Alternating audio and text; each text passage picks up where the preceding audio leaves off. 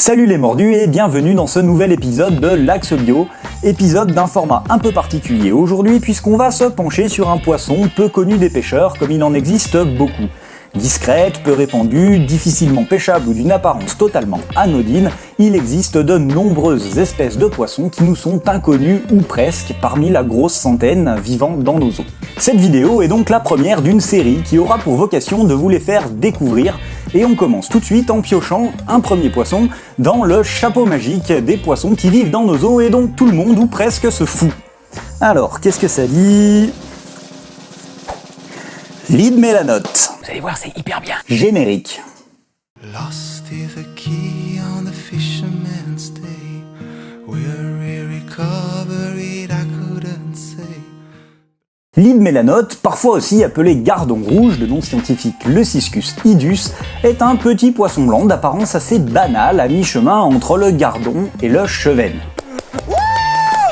C'est mortel! Ouais, c'est mortel! Voilà, cette vidéo est donc terminée. Si vous avez aimé... Eh non mais attends là, tu te fous de ma gueule ou quoi? Bah quoi? C'est pas parce que tu fais des bulles un peu plus simples qu'il faut bâcler le truc en enfonçant des portes ouvertes non plus. Et attends, ça suffit pas là? Mais non bordel! Bon... Le corps est assez allongé avec un dos arrondi présentant une teinte bleu-vert foncé. Le ventre, pour sa part, est blanc. Les nageoires inférieures sont de coloration rouge, coloration qui peut d'ailleurs s'étendre à la caudale. Notez également qu'il existe des variétés ornementales appelées orphes présentant des couleurs plus chatoyantes, allant du doré au rouge, voire même au bleu. Ces variétés ornementales, ces orphes, ont été longtemps considérées comme des espèces à part entière telles qu'elles avaient été décrites par Linné sous le nom Cyprinus orphus. La tête est large et le museau arrondi, pourvu d'une petite bouche super, c'est-à-dire tournée vers le haut, suivie d'une paire d'yeux jaunes. Il est souvent confondu avec d'autres espèces de poissons comme l'aspe ou le chevenne, voire même le gardon ou le rotangle pour les plus jeunes sujets. Alors voilà quelques indices qui vont vous permettre de les identifier plus facilement au bord de l'eau. La nageoire anale de Lead Mélanote est concave quand celle du chevenne est convexe. Et pour l'aspe, eh bien, le museau de Lead Mélanote est beaucoup plus arrondi que celui de l'aspe. Enfin, c'est pas évident quand même. Car sur certains spécimens, il peut encore y avoir des doutes. Et là, il n'y a pas 36 solutions. Il reste un critère d'identification solide qu'on va pouvoir utiliser et c'est le nombre d'écailles le long de la ligne latérale. L'aspe en possède entre 65 et 75. Le chevenne entre 40 et 50, même chose pour le gardon ou le rotangle. Lead Mélanote, lui, se situe entre les deux avec 50 à 60 écailles le long de la ligne latérale. De 2 à 71, on nous écoute pas. De 72 à 75, on nous écoute toujours pas. Et seulement à 76... Voilà pour son apparence. Passons maintenant à sa taxonomie. Oh non, pas la taxonomie, c'est extrêmement douloureux! Ouais, je sais, c'est un peu relou la taxonomie, mais nous on adore ça. Lead Mélanote est un poisson de l'ordre des cypriniformes qui appartient à la famille des Leucicidés où l'on trouve... Attends, et les cyprinidés dans tout ça? Ouais, alors là, il va falloir faire une petite parenthèse. On a longtemps parlé de la famille des cyprinidés comme étant grosso merdo la famille où on trouve tous les poissons blancs.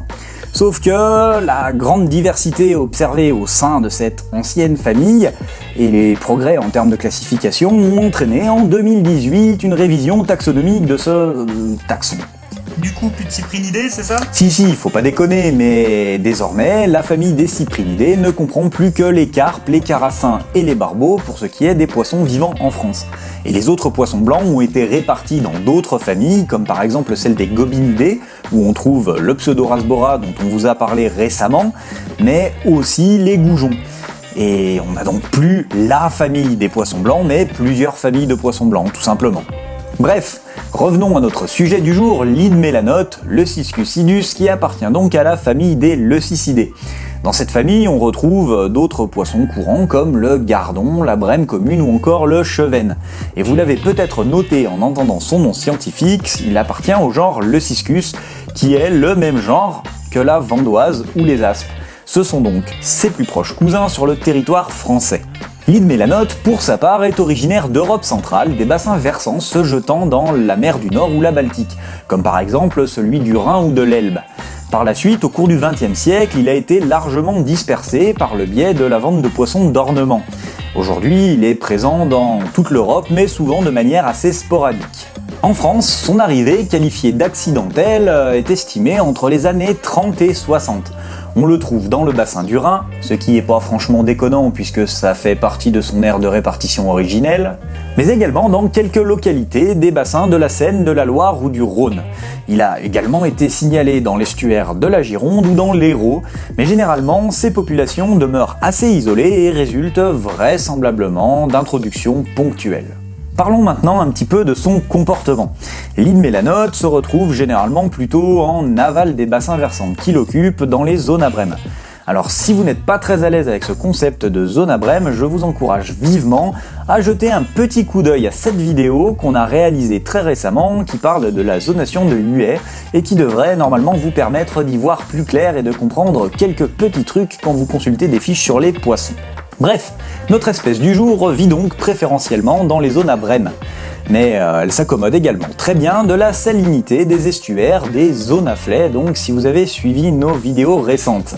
C'est un poisson grégaire qui vit donc en banc et qui opère des migrations saisonnières entre les zones inondées et le lit de la rivière.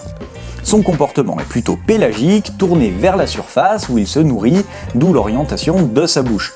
Omnivore opportuniste, il n'hésite pas à développer un comportement un peu plus carnassier lorsqu'il prend de l'âge et à ajouter des petits poissons à son assiette, habituellement composée d'invertébrés aquatiques ou d'insectes flottants en surface. L'île Mélanote fait partie des premiers poissons à se reproduire au cours de la saison, sitôt que l'eau dépasse 12 degrés, soit généralement entre mars et avril. Il n'est pas très sélectif concernant sa chambre à coucher puisqu'il peut se reproduire aussi bien sur du sable, des graviers ou dans les herbiers. Les pontes comptent en général entre 60 et 160 000 œufs, ce qui est plutôt dans la moyenne haute pour des poissons blancs de cette taille. C'est par exemple des valeurs qu'on va retrouver chez la brème commune. Comme chez beaucoup de poissons blancs, des croisements sont possibles, notamment avec d'autres espèces du même genre. Ainsi, des cas d'hybridation avec l'aspe auraient été reportés. Et par ailleurs, des études approfondies du génome de l'île Mélanote ont mis en évidence des épisodes d'hybridation avec les vandoises qui auraient participé à la trajectoire évolutive de l'espèce. Mais comme l'hybridation est un sujet un petit peu dense et un peu touffu, on y reviendra dans une vidéo qui sera intégralement dédiée. Enfin, étant abondamment élevé, l'île Mélanote est un poisson que l'on retrouve très fréquemment dans les bacs à vifs de nos détaillants. Cependant, il est inscrit sur la liste des espèces protégées en France, ce qui interdit, entre autres, son utilisation en tant qu'appât. Voilà, maintenant vous savez tout ou presque sur l'île Mélanote. Dis donc, c'est une émission de pêche, tocard. Bah oui, c'est vrai, tiens. Bon, nous, on n'a jamais vraiment eu l'occasion de se focaliser sur la traque de l'île Mélanote, le cibler spécifiquement. Mais sachez qu'il est possible de le capturer avec des techniques de pêche au cou, comme par exemple le feeder ou l'anglaise en eau vive, voire même au leurre. Voilà. Et comme pour le chevenne ou encore l'aspe, certains pêcheurs commencent à se spécialiser dans sa traque et on peut commencer à voir sortir ça et là quelques vidéos ou quelques articles, on vous en mettra un dans la description. Puisqu'on a pas mal parlé de taxonomie dans cet épisode, je vous recommande, si vous voulez aller un petit peu plus loin et en savoir un peu plus sur le sujet, notre premier axe bio qui traitait justement de ce sujet-là. Voilà, cette vidéo est terminée. Si vous l'avez appréciée, pensez à nous mettre un pouce en l'air et à vous abonner pour ne pas rater les prochaines. On est là dans les commentaires pour échanger avec vous, répondre à vos questions et sur ce, moi je vous dis, soyez curieux, gardez la pêche et à la prochaine.